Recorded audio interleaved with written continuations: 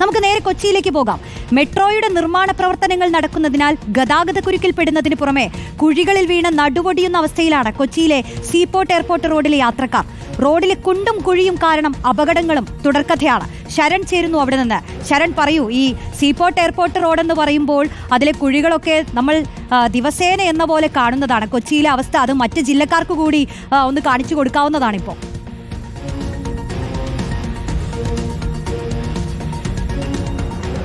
റോഷ്നി, തീർച്ചയായിട്ടും. അതായത് കൊച്ചി മെട്രോയുടെ രണ്ടാം ഘട്ട നിർമ്മാണ പ്രവർത്തനങ്ങൾ നടക്കുന്ന സ്ഥലത്താണ് ഞാനുള്ളത്. സെക്കൻഡ് ഫേസ് തീരുമാനിച്ചിരിക്കുന്നത് പാലാരിവട്ടം മുതൽ കാക്കനാട് വരെയാണ്. നമ്മളിപ്പോൾ ഈ കാണുന്നത് സീപോർട്ട് എയർപോർട്ട് റോഡാണ്. ഇവിടെ ഒരു വശത്ത് മെട്രോയുടെ നിർമ്മാണ പ്രവർത്തനങ്ങൾ നടക്കുന്നുണ്ട്. അപ്പോൾ അതുകൊണ്ട് തന്നെ രാവിലെയും വൈകുന്നേരവും ഒക്കെ തന്നെ ഇവിടേക്ക് എത്തുന്ന വാഹനങ്ങൾ വലിയ ഗതാഗതക്കുരുക്കിൽ പെട്ടുപോകാറുണ്ട്. ഇതിന് പുറമെയാണ് ഈ റോഡിൻ്റെ ശോച്യാവസ്ഥ നമുക്ക് കൃത്യമായി തന്നെ കാണാൻ കഴിയുന്നത്. മൊത്തം കുണ്ടും കുഴിയുമാണ്. ഇതുവഴി സഞ്ചാരയോഗ്യമല്ല എന്ന് തന്നെ പറയാൻ കാരണം ഇവിടെ എത്തുന്ന വാഹനങ്ങൾ വളരെയേറെ ബുദ്ധിമുട്ടിയാണ് ഇതുവഴി കടന്നു പോകുന്നത്. ഏതായാലും അപകടങ്ങളും തുടർക്കഥയാണ്. കഴിഞ്ഞ 2 മാസമായിട്ട് റോഡ് ഇതേ അവസ്ഥയിൽ കിടക്കുകയാണെന്നുള്ളതാണ് നമുക്ക് മനസ്സിലാക്കാൻ കഴിഞ്ഞിരിക്കുന്നത്. ഇതോടൊപ്പം തന്നെ സമീപത്ത് നമുക്ക് കാണാൻ കഴിയുന്നുണ്ട് നിരവധി IT കമ്പനികൾ പ്രവർത്തിക്കുന്ന ഒരു മേഖല കൂടിയാണ്. അപ്പോൾ സ്വാഭാവികമായിട്ടും രാവിലെയും വൈകുന്നേരവും ഒക്കെ തന്നെ ഒരുപാട് വാഹനങ്ങൾ ഈ വഴി കടന്നു പോകുന്നതാണ്. അപ്പോൾ ഈ വാഹനങ്ങളൊക്കെ തന്നെ ഒരുപാട് ബുദ്ധിമുട്ട് അനുഭവിച്ചാണ്, അല്ലെങ്കിൽ യാത്രക്കാർ ഒരുപാട് ബുദ്ധിമുട്ട് അനുഭവിച്ചാണ് മുന്നോട്ട് നീങ്ങുന്നത്. ചേട്ടാ, ഇത് ഇപ്പോൾ എത്ര കാലം ഇങ്ങനെ നടക്കുന്നത്? ഇതിപ്പോൾ ഒരു 3 മാസത്തോളമായിട്ട് ഇതേ ദുരിതം തന്നെയാണ് നാട്ടുകാർ അനുഭവിച്ചുകൊണ്ടിരിക്കുന്നത്. ഇതിനകത്ത് 25,000-ഓളം വരുന്ന തൊഴിലാളികൾ ജോലി ചെയ്യുന്നുണ്ട്. ഇത് കൊച്ചി സ്പെഷ്യൽ എക്കണോമിക് സോണാണ്. തൊട്ടപ്പുറത്ത് മുത്തൂറ്റ് ടെക്നോപോളിസിൻ്റെ ഒരു 10,000-ഓളം പേര് പണിയെടുക്കുന്ന ഒരു IT കമ്പനിയാണ്. അപ്പോൾ സാധാരണ എറണാകുളത്ത് മെട്രോൻ്റെ വർക്ക് കിടന്നപ്പോൾ പരിസരത്തുള്ള എല്ലാ റോഡുകളും നന്നാക്കിയിട്ടാണ് മെട്രോൻ്റെ വർക്ക് ആരംഭിച്ചത്. ഇവിടെ അത്തരത്തിലുള്ളൊരു പ്രവൃത്തി ചെയ്തിട്ടില്ല. പിന്നെ സീപോർട്ട് എയർപോർട്ട് റോഡ് നിർമ്മിച്ചിട്ട് 20 കൊല്ലത്തിന് മേലായി.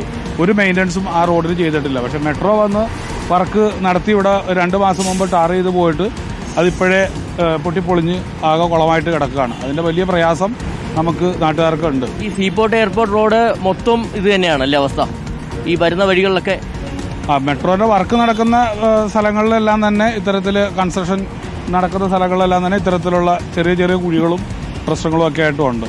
ഇതിൻ്റെ പ്രധാനമായിട്ടുള്ളത് ഈ ഇട റോഡുകൾ മെട്രോ നന്നാക്കി കൊടുക്കാത്തതാണ്. അപ്പോൾ വാഹനങ്ങളെല്ലാം കൂടി കേന്ദ്രീകരിച്ച് ഇങ്ങോട്ട് വരുമ്പോൾ വലിയ ബുദ്ധിമുട്ടാണ്. രാവിലെ ഒരു 7:30 മുതൽ 10:30 വരെ സെസ് ഗേറ്റിൻ്റെ മുമ്പിൽ വലിയ ബുദ്ധിമുട്ടാണ്. അതുപോലെ തന്നെ വൈകുന്നേരം 4 മണി തൊട്ട് ഒരു 5:30 വരെയും വലിയ പ്രയാസമാണ്. കാരണം വണ്ടി അങ്ങോട്ടോ ഇങ്ങോട്ടോ ഒരു ആംബുലൻസ് വന്നാൽ പോലും പോയി പറ്റാത്ത അവസ്ഥയിലേക്ക് ഇവിടെ കാര്യങ്ങൾ നടക്കുന്നുണ്ട്. ഈ 2 മാസമായിട്ട് റോഡ് ഈ അവസ്ഥയിൽ കിടക്കുകയാണല്ലോ. അപ്പോൾ സ്വാഭാവികമായിട്ട് ഈ യാത്രക്കാർക്കൊക്കെ ഇതുവഴി പോകുന്ന യാത്രക്കാർക്ക് പരിക്കൊക്കെ പറ്റിയിട്ടുണ്ടല്ലേ?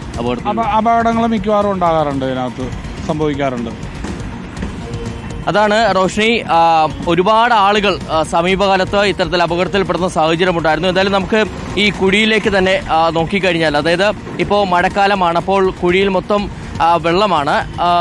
ഇതിൽ ഏറ്റവും അപകടം പതിയിരിക്കുന്നത് എവിടെയാണെന്ന് ചോദിച്ചു കഴിഞ്ഞാൽ ഈ വെള്ളം ഇങ്ങനെ നിൽക്കുന്നതുകൊണ്ട് രാവിലെ എന്നതിനപ്പുറം രാത്രി കാലങ്ങളിലാണ് കൂടുതലായിട്ട് അപകടം ഉണ്ടാകാറുള്ളത്. കാരണം ഇവിടേക്ക് എത്തുന്ന യാത്രക്കാർക്ക് ഇത് കുഴിയാണെന്ന് തിരിച്ചറിയാൻ കഴിയാതെ അവർ മുന്നോട്ട് നീങ്ങും. അതോടുകൂടി ബൈക്ക് യാത്രികരാണ് കൂടുതലായിട്ട് ഇവിടെ അപകടത്തിൽ പെടുന്നത്. എന്തായാലും പല തവണ നാട്ടുകാർ അധികൃതരോട് ഇക്കാര്യം ചൂണ്ടിക്കാട്ടിയിരുന്നതാണ്. വേഗത്തിൽ തന്നെ നടപടി ഉണ്ടാകണമെന്നുള്ളത് പറഞ്ഞിരുന്നതാണ്.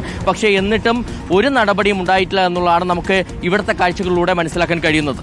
തീർച്ചയായും കൊച്ചിയിലെ സീപോർട്ട് എയർപോർട്ടിൽ റോഡിൽ നിന്നാണ് ശരൺ ചേരുന്നത്. നമ്മുടെ പ്രേക്ഷകൻ ഡ്യൂൺ പറയുന്നുണ്ട് ഈ ഇടപ്പള്ളി ജംഗ്ഷനിലെ കുഴികളും കാണുന്നില്ലേ എന്ന്. തീർച്ചയായും കൊച്ചിയിലെ തന്നെ പല പ്രദേശങ്ങളിൽ നിന്ന് നമ്മൾ പല ദിവസങ്ങളിലായി ഇപ്പോൾ ഈ കുഴികളുടെ സാഹചര്യം വിശദീകരിച്ചുകൊണ്ടിരിക്കുകയാണ്.